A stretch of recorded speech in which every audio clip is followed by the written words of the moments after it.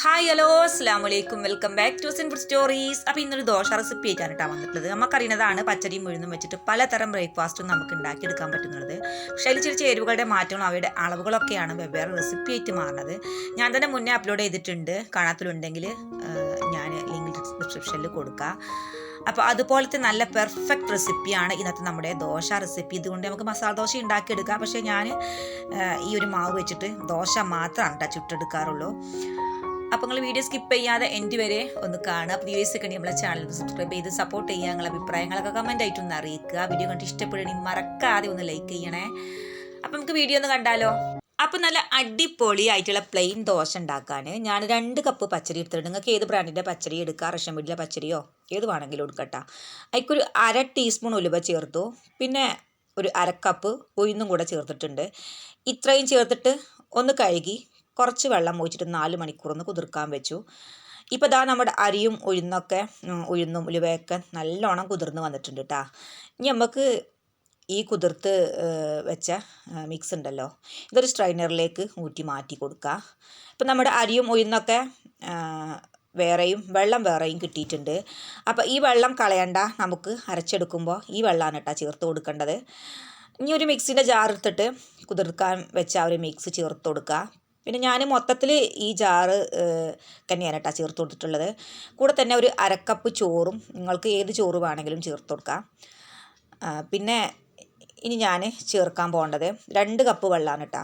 പിന്നെ പാകത്തിന് ഉപ്പ്, അത് നിങ്ങൾ എത്രയാണ് ക്വാണ്ടിറ്റി എടുക്കണമെന്നുള്ളത് അതിനനുസരിച്ച് നിങ്ങൾക്ക് ഉപ്പ് ചേർത്ത് കൊടുക്കാം. ഇത്രയും ചേർത്തിട്ട് നന്നായിട്ട് നല്ല നൈസായിട്ടൊന്ന് അരച്ചെടുക്കണം.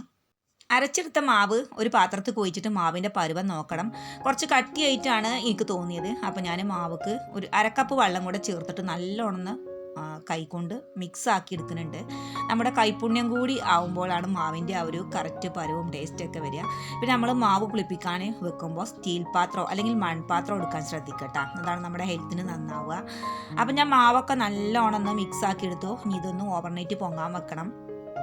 അങ്ങനെ പിറ്റേന്ന് രാവിലെ നോക്കിയപ്പോൾ നമ്മുടെ മാവൊക്കെ പാകത്തിന് പൊങ്ങി വന്നിട്ടുണ്ട് കേട്ടോ. ഇനി നമുക്ക് ഒരു കയ്യിൽ മാവ് വെച്ചിട്ട് ഒന്ന് മിക്സ് ആക്കി എടുത്തോ, ഇത്ര പരിപാടിയുള്ളൂ. ഇനി നമുക്ക് ചൂടായ ചട്ടിയിൽ ഒരു കയ്യിൽ മാവ് എടുത്തിട്ട് ഒഴിച്ചിട്ടൊന്ന് ചുറ്റിച്ചെടുത്താൽ മാത്രം മതി. എന്നിട്ട് ജസ്റ്റ് ഒന്ന് അടച്ച് വെക്കുക. അപ്പോൾ 1 മിനിറ്റ് കൊണ്ട് തന്നെ നമ്മുടെ പ്ലെയിൻ ദോശ ഇവിടെ റെഡിയാവും. പിന്നെ നമ്മുടെ ഇഷ്ടത്തിന് തിരിച്ചും മറിച്ചൊക്കെ ഇട്ടിട്ട് മുറിച്ചെടുക്കണമെങ്കിൽ അങ്ങനെ മുറിച്ചെടുത്തിട്ട് കഴിക്കുക. പിന്നെ ഇതിൽ നെയ്യ് ചേർത്തിട്ട് നെയ്യ് റോസ്റ്റ് ആക്കാം, അല്ലെങ്കിൽ പ്ലെയിൻ ദോശയായിട്ട് നമുക്ക് ഉണ്ടാക്കാം. ഇനി അതുമല്ല മസാല ദോശക്ക് വേണമെങ്കിലും ഈ ഒരു ദോശ നമുക്ക് എടുക്കാൻ പറ്റും, കുഴപ്പമൊന്നുമില്ല. പക്ഷേ ഞാൻ ഈ മാവ് വെച്ചിട്ട് പ്ലെയിൻ ദോശ മാത്രമേ ഉണ്ടാക്കി എടുക്കാറുള്ളൂ. നമുക്ക് ഇഷ്ടമുള്ള കറികൾ കൂട്ടിയിട്ട് നമുക്കത് കഴിക്കാൻ പറ്റും. ചമ്മന്തി, ചട്നി, സാമ്പാർ. അപ്പോൾ ഞാൻ സാമ്പാർ കൂട്ടിയിട്ടാണ് കഴിക്കുന്നത്. സാമ്പാർ നല്ല ടേസ്റ്റ് ഉണ്ട്.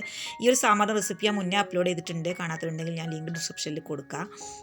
അപ്പോൾ എനിക്ക് മുന്നേ ഉണ്ടായിരുന്നൊരു സംശയമായിരുന്നു, എല്ലാത്തിനും ഒരു മാവാണെന്ന് പറയും, പക്ഷേ നമ്മൾ ഉണ്ടാക്കിയെടുക്കുമ്പോൾ ആ ഒരു രൂപത്തിലും മാറ്റങ്ങൾ ഉണ്ടാവും, അതുപോലെ തന്നെ ടേസ്റ്റിലൊക്കെ വ്യത്യാസം ഉണ്ടാവാറുണ്ട്.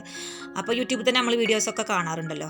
ഇപ്പോൾ ഞാനിങ്ങനെ ട്രൈ ചെയ്ത് നോക്കി എനിക്കിങ്ങനെ സക്സസ് ആയപ്പോഴാണ് ഞാൻ നിങ്ങൾക്കും കൂടി ഒന്ന് ഷെയർ ചെയ്യാമെന്ന് വിചാരിച്ചു. അപ്പോൾ ഒരിക്കലും ഈ ഒരു ദോശ റെസിപ്പി നിങ്ങൾക്ക് ഫ്ലോപ്പ് ആവില്ല.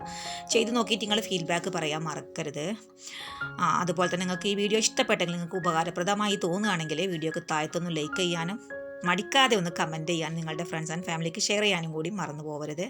അടുത്ത വീഡിയോ കിട്ടാൻ വേണ്ടിയിട്ട് സബ്സ്ക്രൈബ് ചെയ്യുക, അതുപോലെ തന്നെ ഓൾ ഓപ്ഷൻ ഒന്ന് ക്ലിക്ക് ചെയ്യുക.